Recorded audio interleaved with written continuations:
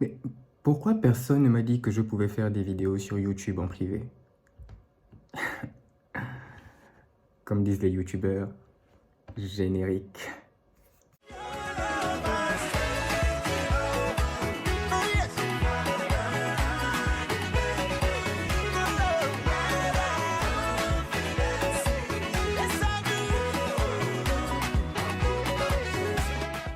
Bonjour les amis, j'espère que vous allez bien. Bienvenue sur ma chaîne Oh, on recommence. Bonjour les amis, j'espère que vous allez bien. Bienvenue sur Bonjour les amis, j'espère que vous allez bien. Bienvenue, en tout cas, ce qui est sûr, bienvenue. On se retrouve aujourd'hui sur YouTube. En fait, je me suis rendu compte que je pouvais poster mes vidéos sur YouTube en privé. Et c'est beaucoup plus simple en fait parce que télécharger ou bien envoyer le lien sur WeTransfer, c'est limité en termes de taille et puis c'est lourd, donc ça pèse, donc certains ne peuvent pas télécharger, etc. Bref, on a attrapé ma veste, on a tiré ma gorge, etc. Donc voilà. Voilà YouTube, je peux mettre des vidéos en privé et je vous envoie les liens YouTube, c'est beaucoup plus simple, beaucoup plus rapide. Cette chaîne YouTube va éviter de charger vos téléphones avec les vidéos lourdes que je vous envoie. Vous pourrez les voir directement sur ce lien YouTube. Par contre, pour les voir, il faut forcément avoir le lien. Donc, je vous enverrai le lien ainsi que le lien de la playlist du carême, du coup, pour voir toutes les vidéos précédentes sur le carême 2024. Bien évidemment, vous pouvez envoyer le lien à vos proches et je pense que ce sera beaucoup plus simple pour vous et pour si vous voulez partager et si vous voulez revoir les anciennes vidéos sans avoir à les télécharger sur votre téléphone. Donc, bon, je ne sais pas si c'est le cas de le dire, mais bienvenue sur ma chaîne YouTube privée. Sur ce, commençons. Aujourd'hui, nous sommes le 3e dimanche du temps de carême et le thème dont je veux parler avec vous, je l'ai intitulé « Tu te relèves et tu me relèves ». Ce thème est inspiré de la 3e station du chemin de croix. C'est bien la 3e. Jésus tombe pour la première fois. Pour le carême, on s'est fixé des objectifs, des efforts, des buts à atteindre. Mais le carême est long et plein de surprises, plein d'obstacles, plein d'épreuves et plein de chutes. Et aujourd'hui, j'aimerais me focaliser sur nos chutes. Le fait de tomber, le fait de ne pas tenir face aux différents objectifs qu'on s'est fixés pendant le temps de carême. Et ce que j'aimerais souligner d'entrée de jeu, c'est que la question n'est pas de savoir si on est tombé ou pas, mais la question est de savoir si on va arriver au bout du chemin.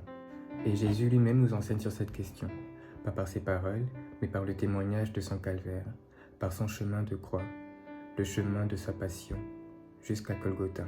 Le carême est long et plein d'obstacles, et donc plein de chutes. Mais ton carême ne réussit pas parce que tu arrives à ne jamais tomber. Il réussit si tu arrives à te relever à chaque fois, malgré les difficultés, et à aller jusqu'au bout du chemin. L'enjeu est de se focaliser sur les résultats du long terme. Donc de déterminer pourquoi on fait le carême, quel est notre but, quel est l'objectif que l'on vise, et quelles sont les différentes résolutions et les différents efforts que nous allons appliquer pour atteindre cet objectif, pour atteindre ce but. Et c'est sur ces résolutions et sur ces efforts que bien souvent nous pouvons tomber. Mais pourtant, à la fin du carême, notre objectif, notre but doit être atteint. À Pâques, nos cœurs doivent être changés. Nous devons avoir changé. Pendant les 4 semaines qui nous restent, nous devons travailler chaque jour sur ces différents efforts. Car le changement ne se fait pas en un jour. Mais peut-être qu'en 40 jours, un changement est possible. Ou alors, peut-être qu'au bout de 40 jours, la Pâques peut être le début d'un changement pour notre vie. Donc pendant 40 jours, on travaille, on apprend. Et quand on apprend, bien sûr, on tombe. Mais nous pouvons faire le choix de rester par terre ou de nous relever et de continuer de nous relever avec l'espoir de ne plus tomber et d'arriver jusqu'au bout. Souvent, on peut se dire wow, c'est compliqué, mon fardeau est trop lourd à porter, etc. Je ne vais pas y arriver. Mais Jésus a porté le fardeau du monde entier.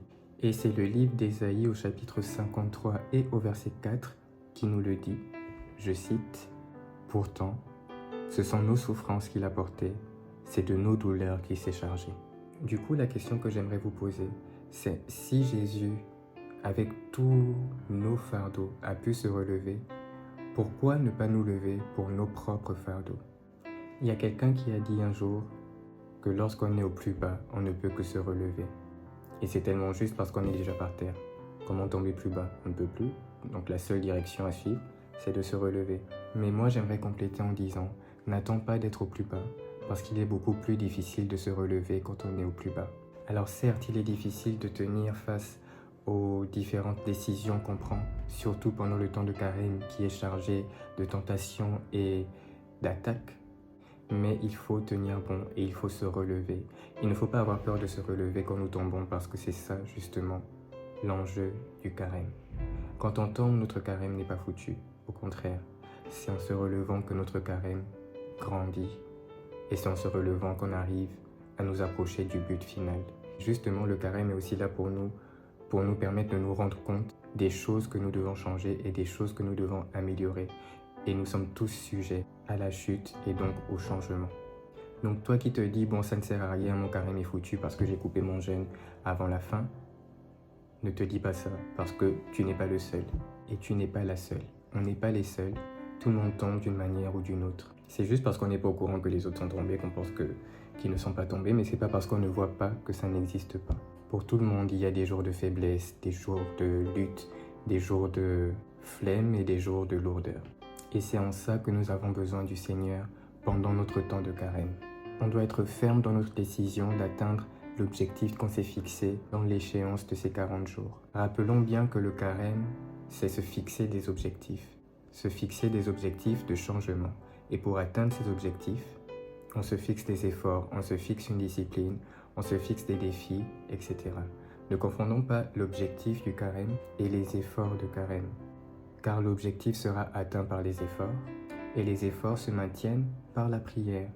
Donc face à chaque effort où on risque de tomber ou face auquel on est tombé, on doit y retrouver la prière pour nous fortifier. Alors soyons vigilants et prions. Jésus nous le dit lui-même dans l'Évangile selon saint Matthieu au chapitre 26 verset 41.